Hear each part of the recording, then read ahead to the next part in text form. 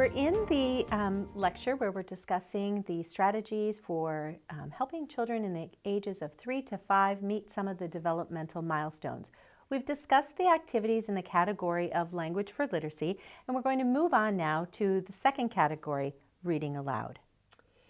And reading aloud is one of those activities that we talked about that's really timeless. We're certainly highlighting and underscoring it here for this age group, but clearly children should be read to from age 0, and we would argue maybe right through secondary school. So we really would want to emphasize that reading aloud needs to continue to be made part of a child's daily routine.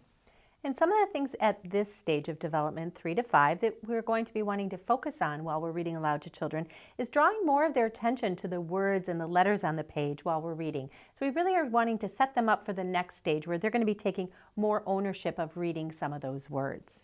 And as the child is being read to and the adult's reading, some of the strategies that are helpful are to pause, ask the child to fill in words, to look at the words and read some high-frequency sight words, things that they begin to recognize on the page, as you start to move the child from language around the text to language that they can find in the text.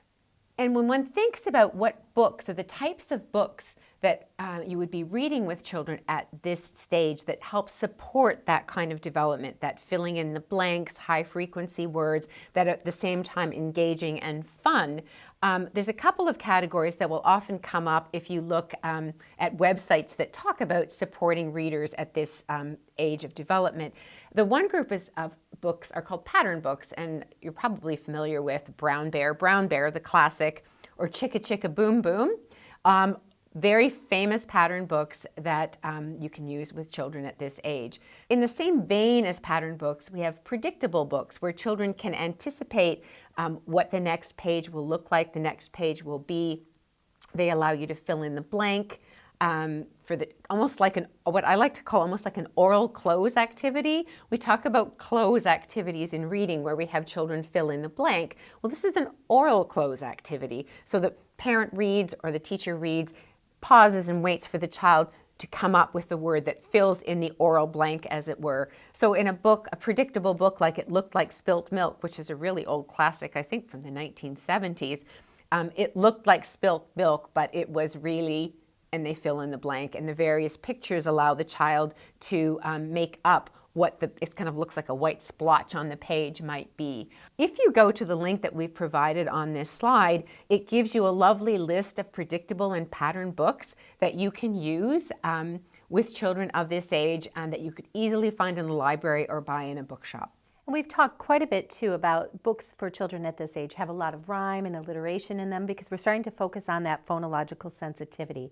But one of the books that we think often gets kind of the short end of the stick are expository texts. So we brought along a book that we thought would be a good example of an expository text that you would be reading to a child at this stage. And again, one of the ideas being that it's more difficult to read a book later that you haven't heard being read to you. And I think we often don't think about reading expository text to young children.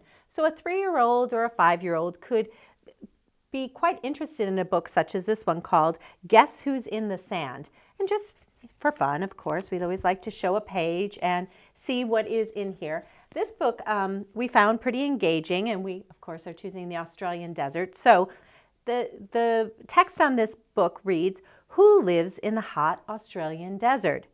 Who eats 1,000 ants in just one meal? Who changes color to hide among rocks and sand?"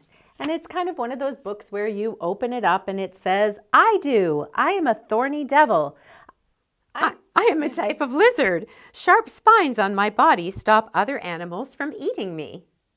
So this is a really good example of an expository text that you could read to a child of this age. And what I also like about this is when we're talking about the completion or the retelling, this is a book that a child could eventually do that. They know the clues. They're going to learn them over time. They can answer who the animal is before you open the flap. That's a really engaging, fun activity for the child that's exposing them to a different genre of text. But in addition, by introducing expository text at younger ages, and it's something we don't often think about, and and it's unfortunate because there are two important reasons to introduce expository text earlier rather than later. And the first one is simply because school lives in the land of expository text. If you start thinking about once children are in 3rd or 4th grade, it's expository text, the science book, the geography book, the history book, where they're getting information. Those are all expository text. So getting children on the road to looking at books and literature that are beyond stories is really important. But the second reason is that we talked about this earlier, this notion of general knowledge, and that through books, children learn things they wouldn't learn otherwise. So if we're imagining reading Who Lives in the Sand? Yes. Who Lives in the Sand? Guess Who's in the Sand. Oh, Guess Who's in the Sand. If we're reading Guess Who's in the Sand in Canada, well, if I'm guessing who's in the sand in Canada, I'm unlikely to find whatever that lizard is. Thorny lizard. The thorny lizard is unlikely to be in the Canadian sand. So if I'm reading this to a Canadian child of age 3 to 5, he's now learning something about a country that's far away. He's learning something about an animal that he's probably not going to encounter. So through looking at expository text, that you open up the child's world from a very early age to experiences, words, and ideas that they might encounter if you limited yourself to only reading stories like Sheep in the Jeep. I think we need to work on our short-term memory because it's the thorny devil. Oh, the thorny devil. Close enough. Uh-oh. So I think that the other thing I think we've been talking quite a bit about is just repeated readings, reading things with children over and over again, expanding on their language. There's so many things that you can do with books. And one of the strategies that parents, if you do parent workshop, or my experience doing a parent workshop, parents will often say, he comes with the same book over and over. I am so tired of reading this same book. And they sometimes think that's a bad thing, well, because it's kind of boring for them, but also thinking that kind of quantity makes for quality. And really there's an important way in which rereading the same book, the child instinctively knows they're getting something about those multiple rereadings. So what we encourage parents and teachers to do is to think about sort of stages of reading that same book over and over. So the first time, obviously, you take the book and the adult reads it and the child listens. And that might happen multiple times till the child is quite comfortable and knows that story and brings the book because they love it. It's about fire trucks and they love fire trucks. But then as you into reading, maybe this is the 20th time now you've read the fire truck book, this time you read, but as you read, you point at the words. And the child is listening. And now that the child already knows the story, the cognitive load is off. They know what's going to happen. Now they can put some cognitive attention to the text on the page. And as you're talking, they're thinking, oh, look, those words falling out of her mouth are lining up with those points that she's making on the page. That's a really important understanding, but you can't tell them. If you just explicitly say, oh, look, what I say is on the page, it doesn't mean anything to a 3 or 4-year-old, but just point. And then what's fun to do on the the rereading, say 45th or 50th time, what you can say to the child is, okay, your turn. I want you to point while I read. And so the child points while the adult reads and the child listens. And it's quite fun to watch children do this because when they catch on to the fact that if they move their finger faster, you have to read faster, or they'll skip a word when they clue in that some sound has to be attached to each one of those sets of symbols, they think it's quite fun to play with that idea. And you're really building, think of all the underneath skills you're building about linking talk and text, something that's going to come up later in our talk by rereading the same book many times. And for some children who might need a little bit more support, earlier we talked about children at this stage who are really telling stories. They can't point at the words. They don't really understand that. But as they're going into this phase, they are beginning to gain that knowledge. But some may need a little bit of help. So even doing a hand over hand and holding their hand and helping them point as the words as you're reading, for those who need a little bit more support. So as Connie was saying, you start to point out the print a bit more. So back to our sheep and the Jeep, we could even as simply on the cover, we could say, can you find the word sheep? Can you find it? It's sheep and the Jeep. Yeah, that idea that sheep came first, and so it's at the beginning, and so we're going to be pointing at that. Now you can even go a little bit more finite for the child and say, can you find the letter P in the word sheep? Yep, you've got it. And how about sheep in a Jeep? Can you find the P in Jeep? Yep, there it is.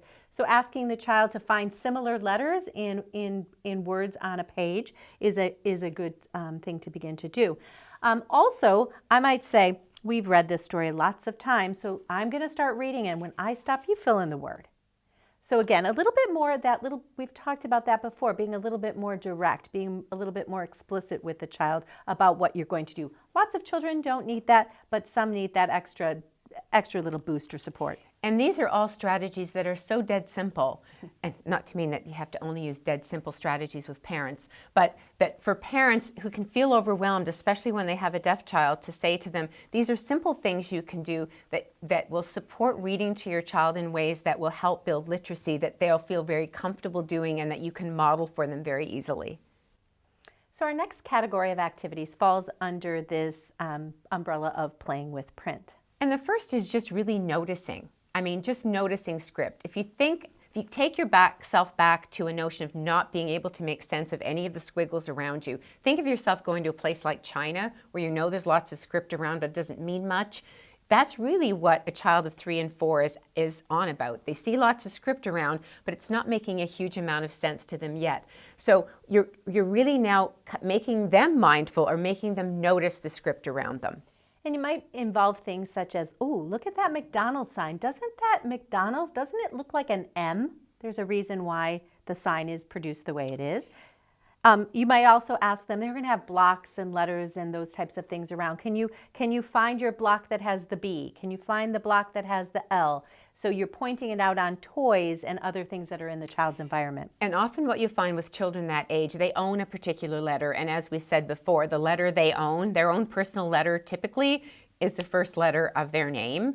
And they know that letter, they're familiar with it, and that's the one they notice in their environment. So I can remember my son at a very young age running around looking for A's everywhere. He would find them in license plates and in signs. There's my letter, there's my letter. He didn't know what the word said. He was just out and about looking for letter A's wherever he could find them. So again, in books, around their environment, on toys, anywhere where you can point out print and ask them to find them. I spy with my little eye the letter M. Can you find the letter M? So having the child look around or doing a treasure hunt or things such as that to find those letters in their environment. And this is also where you would do some letter matching and sorting. And this is all visual. This isn't about phonological sensitivity. This is just, here's an A. Can you find other things that look like that and put like with like? And the same when you're asking children to find words that look the same. See this one, this looks like this. Can you find some others that just look like that? It's a focus on noticing script. You'll also want to focus on having children begin to produce script themselves. So this is where you encourage pretend writing. Clearly 3-year-olds, as we saw in the examples in the previous presentation, don't really write in standard text yet, but they will pretend write. So I'm writing mommy a letter, and they make a scribble and fold the paper in half and put a sticker on the front.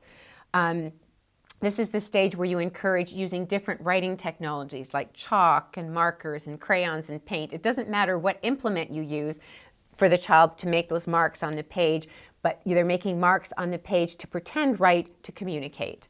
And at this stage, and we've shown an example of this before, children are beginning to be able to write their name, so beginning to produce the letters in their name. You might also want to, if a child is struggling with that and at around the age of 4, still struggling with producing their names, you could have them, you could make dots and have them trace, or you could do, again, a hand over hand and help them form the letters of their name. But they really should be writing their names or attempting to write their names at this stage of development. And you can move away from writing implements with this producing script to making letters with things like Play-Doh and popsicle sticks or those coffee stirrers. I watched a mom in a restaurant trying to entertain her child. So she had there was a whole bunch of those, do you have them here in Australia, maybe those plastic coffee stirrers, and she had her little one making letters on the table with the coffee stirrer sticks. You can write letters in the sand or draw letters in the air. All of this is really about the motor activity of producing the script. Playing with sounds is the next category, and as we were discussing in the last lecture, it is a really important skill, this idea of phonological awareness. So doing activities to teach phonological awareness, we talked previously that it's really hard to teach phonological awareness. It's more of an intuitive knowledge of language. However, you can do activities that's going to help promote or reinforce these things. So playing a game such as for word discrimination, same, different. So I'm going to say 2 words, sheep, sheep. Are they the same or different? Sheep, jeep. Are they the same or different? Depending on the child's ability, you could use words that are very different. Beverly, Connie, or something more close like sheep and jeep. So depending on the child, you can be flexible with that. And this is where, as teachers of the deaf, you can think about how this ties nicely with an auditory skills hierarchy in terms of what a child is able to hear, and where reading and writing and literacy development tie up or are wedded with auditory skills really clearly. Rhyme recognition, you have to be able to recognize rhyme before you can produce it. So being able to recognize that 2 words rhyme, and then also asking the child to produce a word that rhymes with it. So if I said sun, cat, run, which 2 words rhyme? Sun and run. Can you think of another word that rhymes with sun and run? Fun. That's exactly the one I was thinking of too. Syllable blending, taking word parts, such as if I say sail, boat, say it fast. Sailboat. Yes, or segmenting them. If I say football, tell me the 2 words you hear in football. Football. Okay. A more difficult skill would be doing something like deletion, such as if I say the word goldfish without gold. Fish. That would be a more challenging task. So again, knowing where the child is, knowing what they're ready for, but playing with these words through the air. This doesn't involve any print at this point. It's all through the air. And the interesting thing to remember is when we assess children on these skills, on the really standard tests like the CTOP, the Comprehensive Test of Phonological Processing, these are exactly the skills they're measuring. So in a way, you play games to teach these skills to children on something that gets measured on tests that count. But it can be very game-like and fun. You're really playing with sound. And we've provided 2 links on this particular slide for you that you may or may not be familiar with. The first one is the Florida Center for Reading Research, and they have a wealth of activities on this site under the category of student-centered activities for kindergarten and 1st grade. Much like the other websites that we've been sharing, these are it's a free resource. You can print these activities. They're instructions. They're colored pages. They're just wonderful activities. The other one comes from the Phonics Guidance book. It actually comes from the National Deaf Children's Society in the UK, and they make this available free on their website. You can go there and download the PDF about teaching phonics, but specifically phonological awareness to deaf children. So it's nice that they've pulled together something that's specifically for deaf children. Again, not different skills, but just some differentiation in how to work with them. And just again, going back to doing reading aloud, if I were reading Sheep in the Jeep, I might say to the child, this book has a lot of rhyming words. When you hear words that rhyme with sheep, I want you to just give me a thumbs up. So again, that's just a quick little test. Can they recognize those words? Do I need to be more explicit? Kind of a little informal assessment, if you will. And then finally, the last category of activities is making language print connections. And how we like to refer to this is it's that notion of drawing attention to talk in text, playing on that notion of talking your way into text. And some of the real global strategies around this, and we've mentioned this already, pointing to words while reading so that they're making the link between what's falling out of the mouth and what's on the page, and encouraging children to read a familiar book by putting their spoken language on top of the print on the page. And that's where repetitious language in books that you choose is really helpful, because what really happens if you watch kids do this, they've memorized the text, okay, because they've read it. Remember this business about rereading the book? They've read the book 50 times with you, so they know what it says. So now they're reading it because they can follow along, and they're sort of reading it in a way. They're giving you all of the words. They're not decoding yet, but they can put their spoken language to all of the bits because they've heard it 55 or 65 times. They've memorized it, and it's repetitious. And because we're talking about pre-readers and pre-writers here, we're going to start talking about beginning stages of kind of cracking the code. And how you can begin to emphasize this with young children would be to ask them to identify high-frequency words in text. Draw their attention to beginning and ending sounds of words or words that have a similar sound, and contextualizing words as needed. And one of a really good source of introducing this to children would be words that are very decodable. And we've provided a resource here called Reading A to Z, and they have on their website sound symbol books, so beginning to introduce that sound symbol relationship, as well as decodable books for children that are ready for a little bit more. In looking at something like Sheep in a Jeep, you can also do this activity with just any book that you may have with children. So we've seen this page before in the book, Sheep in a Jeep on a hill that's steep. You might ask the child to look for a high frequency word. Like, can you find the word in on this page? Can you point to the word in? There it is. I see 3 words on this page that end in the letter P. P makes the sound P. Can you touch one of those words? Yep, you got it on that first one. Yep, that's the word sheep. Sheep ends in P, sheep. Can you find another one? Yep, that word is steep. Steep ends with the letter P, steep. One more. Can you find it? Yep, there it is, Jeep. Jeep ends in P, the P sound. Yep, you found all the P's on this page.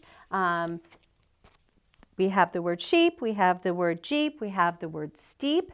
The word steep ends in that P sound, and because the hill was steep, it was hard for the sheep to drive their Jeep. So again, just kind of contextualizing it there for the child. And the last point we want to make about making the language to text connection is scribing for the child. And we'll say more about this in our next presentation when we talk about slightly older children. You might think about this as dictation, but we're really trying to call it scribing, where a child, again, needs to understand that what you say turns into print on the page. So they give you the text for a picture they've drawn, and we thought we'd share this one with you. Yeah, this is my niece. She drew this when she was about 3. My Aunt B brushing her hair is what she says the picture is, and the joke in my family is that I'm always fussing with my hair, and so that's all she ever saw of me, so that's why she drew that picture. So the key point, the kind of key takeaway, and you're going to hear us say this a lot, but at the end of each one of these presentations, it's just good early literacy activities are good early literacy activities, and those things that we use with hearing children also apply to students who are deaf, and simply we might need to be a little bit more directive or more differentiated, but the activities are the same. And in thinking about implications for deaf children, we would suggest, and we did in our book, that all deaf children should be given daily opportunities to experiment with reading and writing, linking the use of text with real-life experiences and the active use of language. Well-designed programs should reflect a balance between a focus on meaning and skills instruction, taking advantage of the strengths of both. So when we pick up again, hope you'll be able to join us. We'll be talking about students who are well on their way to the path to literacy, the students who are 4 to 6 years old.